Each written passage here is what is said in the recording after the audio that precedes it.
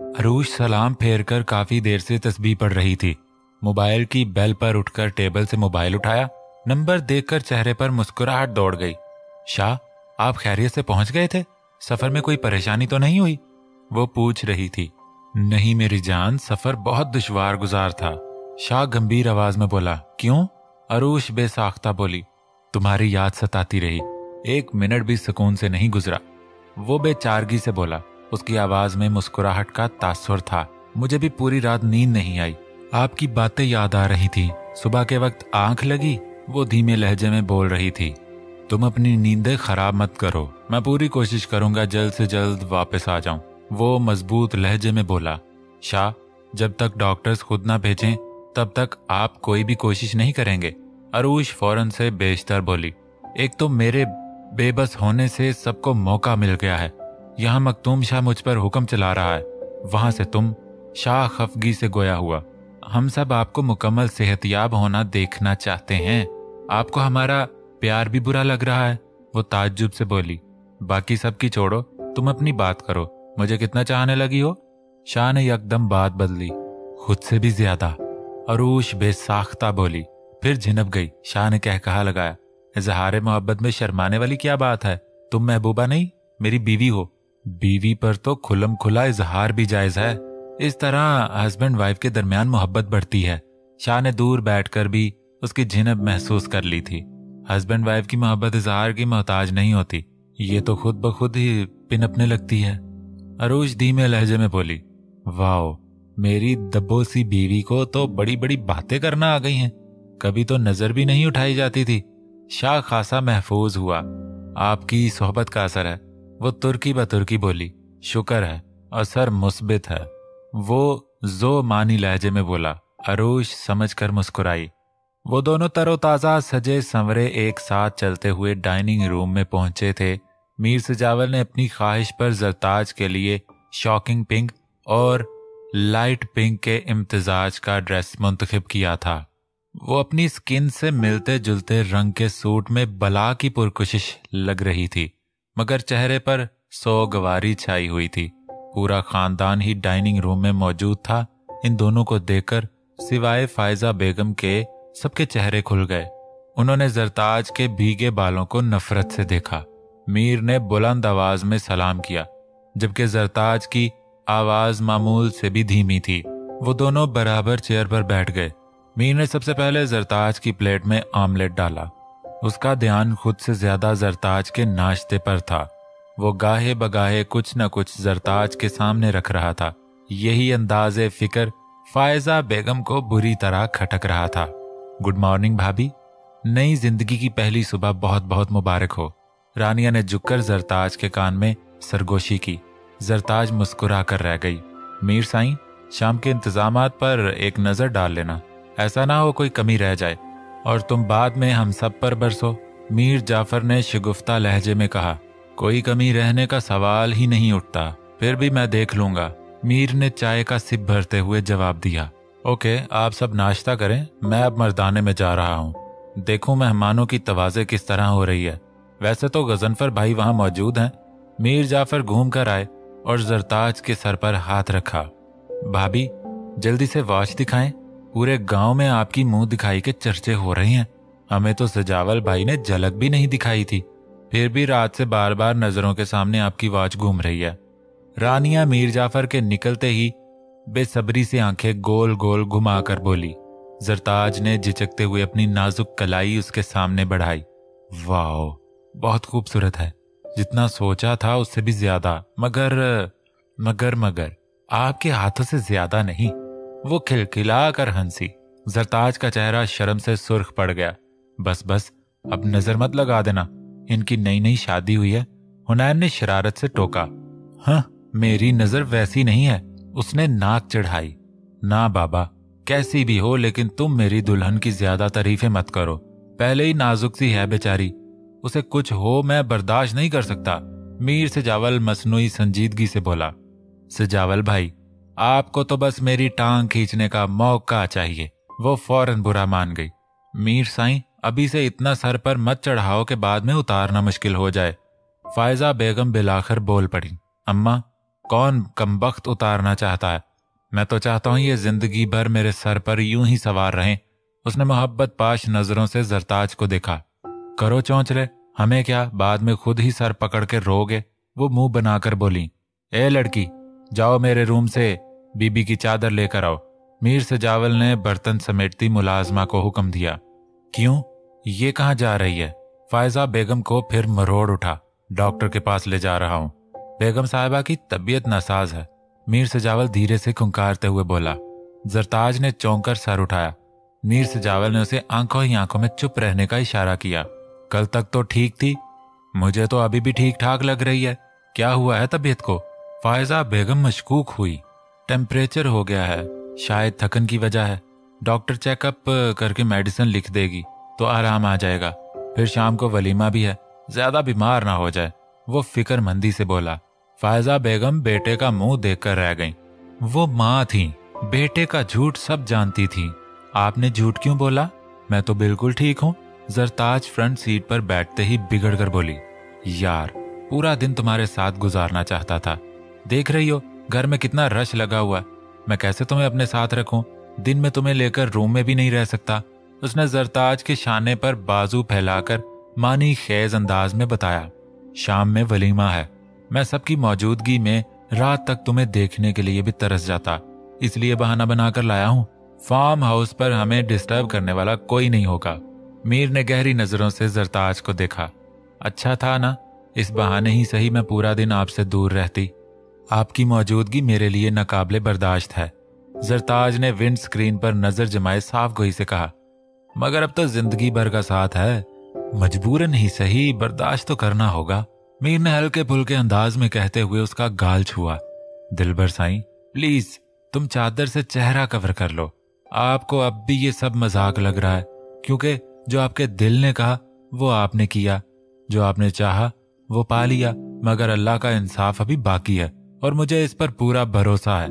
वो मेरा इंसाफ जरूर करेगा। आप एक दिन जरूर पछताएंगे। जरताज ने उसका हाथ झटकर आंखों में उतरी नमी को पोरों पर समेटा। मुझे बद्दुआ दे रही हो? मीर ने एक झटके से बीच सड़क पर गाड़ी को ब्रेक लगाया। जरताज ने चौंक कर उसकी तेजी से सुर्ख होती आंखों में देखा।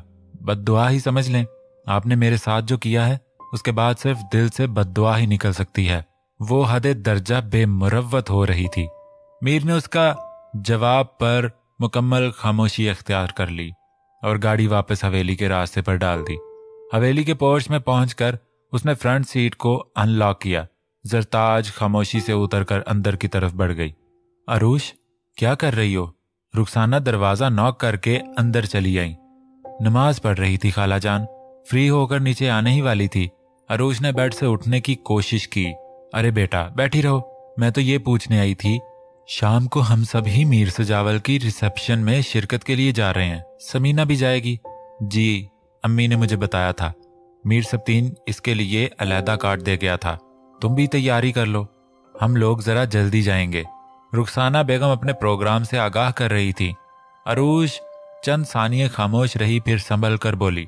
खाला जान, मैं भी जरूर शिरकत करती, मगर मैं इस कंडीशन में पार्टी अटेंड करना नहीं चाहती। प्लीज आप सब चले जाएं, मैं फिर कभी चली जाऊंगी। अरूज ने बात बनाने की कोशिश की। उसे शाह की इल्तिजा याद थे। पगली, इसमें शर्माने वाली क्या बात है? हम सभी इस मराहल से गुजरे हैं और शादियां भी अटेंड की हैं। तुम बस तैयारी कर लो। 20 बरस बाद ये मौका आया है। मेरी ख्वाहिश है हम सब शिरकत करें। शाह की वजह से मैंने 2 फंक्शंस अटेंड नहीं किए कि वो कहीं दिल में ख्याल न करे, मगर आज तो शिरकत करना लाजमी है, वरना उन लोगों को महसूस होगा। खाला जान, प्लीज ये मेरी रिक्वेस्ट समझ लें, मुझे नहीं जाना। उसने मिन्नत की। रुखसाना चंद पल उसे देखती रही, फिर तौक़ुफ़ से बोली, चलो ठीक है, जैसी तुम्हारी मर्जी, कोई जबरदस्ती नहीं है। मगर इस खास मौका पर तुम साथ चलती तो अपने ननिहाल के सभी रिश्तेदारों से मिल लेती। वो सब भी तुम्हें देखकर बहुत खुश होते। सुंदस वाले जख्म को आराम मिल जाता। रुखसाना बेगम हर हाल में उसे अपने साथ ले जाना चाहती थी, इसलिए बोलती चली गई। अम्मी तो जा रही है ना, मैं फिर कभी अम्मी के साथ चली जाऊंगी तो सबसे मिल लूंगी, लेकिन मुझे देखकर उनका कौन सा जख्म भर जाएगा। अरूश इस मौका पर मुसलसल बेचैन हो रही थी। खाला जान, सुंदस कौन थी? अरूश उलझ कर पूछ रही थी। कुछ नहीं, बस बेख्याली में न जाने क्या कह गई। मैं जाकर तैयारी करती हूँ, तुम आराम करो। वो एकदम घबरा कर खड़ी हो गई। प्लीज खालाजान, आपको बताना होगा। अम्मी भी हमेशा कुछ ना कुछ छुपाती रहती हैं, आज आपको सब कुछ बताना होगा। दोनों खानदानों के दरमियान दुश्मनी की वजह क्या थी? अम्मी अपने ही घर वालों से इतने अरसे तक क्यों नहीं मिलती थी? और ये सुंदस कौन है? अरूश को आज मौका मिल गया था, वो रुखसाना बेगम के सर होने लगी। देखो अरूश, ये बातें हम फिर कभी करेंगे, अभी तुम्हारी कंडीशन ऐसी नहीं कि तुम स्ट्रेस लो। मेरा वादा है, मैं सही वक्त आने पर तुम्हें सब कुछ बता दूंगी। रुखसाना बेगम ने उसे टालने की कोशिश की। अरूश बेबसी से उनकी तरफ देखती रह गई। रुखसाना बेगम फौरन से पेशतर कमरे से निकल गई। वो दिन भर सुलगता हुआ फार्म हाउस पर तन्हा बैठकर ड्रिंक करता रहा था। पूरा दिन वहां गुजारने के बाद शाम ढले हवेली लौटा, मगर फिर भी अंदर नहीं आया था। मर्दाने में ही मेहमानों के साथ बैठा रहा। ब्यूटिशियन जरताज को तैयार करने के बाद सामान समेट रही थी। उसकी हेल्पर थककर सोफे पर पांव पसारे बैठ गई। तभी मीर सजावल बगैर दस्तक दिए रूम में दाखिल हुआ। उसने एक सख्त नजर इन दोनों पर डालकर ब्यूटिशियन को मुतवज्जा किया। मोहतरमा, ये सामान वगैरह बाद में समेट लेना, डिनर के बाद आपको कराची भिजवा देता हूँ। फिलहाल आप गेस्ट रूम में जाकर आराम करें। मीर ने खड़े खड़े ब्यूटिशियन को हुक्म दिया। Okay sir. वो दोनों इंतहाई जाजिब नजर अल्ट्रा मॉडर्न लड़कियां थीं। मीर के उखड़ रवैये पर जुज बुज होकर फौरन से पेशतर रूम से निकल गई। जरताज ड्रेसिंग टेबल के सामने खड़ी मुस्तरब सी अपनी चूड़ियों को छेड़ रही थी। गाड़ी में होने वाले वाकये की वजह से उसे मीर सजावल की मौजूदगी से घबराहट हो रही थी। वो टी पिंक कलर की स्टाइलिश मैक्सी में मलबूस थी। मैचिंग ज्वेलरी और ऊंचा सा हेयर स्टाइल जिस पर बहुत स्टाइल से दुपट्टा सेट किया गया था। जरताज कांच की गुड़िया महसूस हो रही थी। मीर सुबह की तलखी भुलाए उसकी तरफ खींचा चला गया। उसे एक बार फिर अपनी किस्मत पर रश्क आ रहा था। जरताज की मुकम्मल दुल्हन के रूप में अपने बेडरूम में मौजूदगी ने उसे अंदर तक सरशार कर दिया। वो पूरा दिन एक बार भी उसके सामने नहीं आया था। जरताज की मुतलाशी नजरें सारा दिन मीर को ढूंढती ही रहीं, मगर उसने दोबारा हवेली के अंदरूनी हिस्से में कदम नहीं रखा था। अब वो आ गया था तो दिल की धड़कनें बेतरतीब हो रही थीं, सांसों की रफ्तार तेज हो गई थी। अब तो खुश हो ना, पूरा दिन तुमसे दूर रहा हूं। मेरी मौजूदगी तुम्हारे लिए नाकाबिले बर्दाश्त है। मेरी गैर मौजूदगी ने यकीनन सुकून फराहम किया होगा। वो बगौर उसका जायजा लेते हुए दिन भर की दूरी का गुस्सा उतारने के लिए कटेले लहजे में बोला, इतना ही मेरी खुशी का ख्याल है तो मुझे तलाक दे दें ताकि मैं अपनी बकिया जिंदगी भी सुकून से गुजार सकूं। जरताज का लहजा उससे ज्यादा काटदार था। जितनी गालियां मुझे देनी है दो, बुरा भला जो दिल चाहे कहो, मगर दोबारा ये लफ्ज अपने मुंह से निकाला तो मैं तुम्हारी जुबान खींच लूंगा। मुझे कुछ गलत करने पर मजबूर मत करो। मीर भुना गया। जो आप कर चुके हैं उससे ज्यादा क्या गलत होगा? आपने तो गलत की इंतहा कर दी थी। वो तल्खी से बोली। मीर का चेहरा सुर्ख हो गया। उसने पलटकर ड्रेसिंग टेबल के शीशे में पूरी कुव्वत से हाथ मारा। शीशा बुरी तरह क्रैक हो गया। चंद टुकड़े टूटकर जमीन बोस हो गए। जरताज के मुंह से बेसाख्ता चीख निकली। ये क्या कर दिया आपने? आप पागल हो गए हैं? देखें कितना खून निकल रहा है। वो मीर के हाथ से खून का फवारा निकलता देखकर तड़प गई। हाँ, मैं पागल हो गया हूं। तुम मुझे पागल कर रही हो। तुम्हारी बद्दुआएं रंग ला रही हैं। वो 2 कदम पीछे हटते हुए बोला। तभी दरवाजे पर दस्तक होने लगी। आपके हाथ से खून बह रहा है। जरताज रूहान सी होकर आगे बढ़ी। मुझसे दूर रहो, मेरे पास मत आना। मुझे तुम्हारी हमदर्दी की जरूरत नहीं, मीर सर्द महरी से बोला। जरताज लब काटने लगी। वो जख्म पर दूसरा हाथ रखे खून रोकने की कोशिश कर रहा था। उसने ही जाकर दरवाजा खोला। मीर, सुबह से तुम गायब थे, अब भी तैयार नहीं हुए हो। आप दोनों कितना टाइम लेंगे? पिंडाल तकरीबन मेहमानों से फुल हो चुका है और यहाँ अब तक फोटो सेशन भी नहीं हुआ है। फोटोग्राफर्स बेचारे कब से इंतजार में बैठे हैं। रवानी से कहते हुए मीर सब्तीन की नजर उसके जख्मी हाथ पर पड़ी तो वो शॉक रह गया। ये क्या हुआ? ये चोट कैसे लगी? उसने परेशानी से इस्तफसार किया। मीर ने कोई जवाब नहीं दिया। चलो जल्दी चलो मेरे साथ, तुम्हारा दिमाग खराब हो गया। ये वक्त है ये सब हरकतें करने का। मैंने समझाया भी था जोश से नहीं होश से काम लो, मगर मजाल है तुम पर कोई असर हो जाए। मीर सब्तीन झुंझलाते हुए उसे पकड़कर हवेली के बैक साइड पर ले आया। उसने मोबाइल निकालकर ड्राइवर को कॉल की। ड्राइवर गाड़ी लेकर पहुंचा तो मीर सब्तीन उसके साथ बैक सीट पर पहुंच गया। जल्दी से करीब ही किसी क्लिनिक पर चलो। जी सरकार। ड्राइवर ने गाड़ी रिवर्स की। वो भी मीर सजावल का जख्मी हाथ देख चुका था।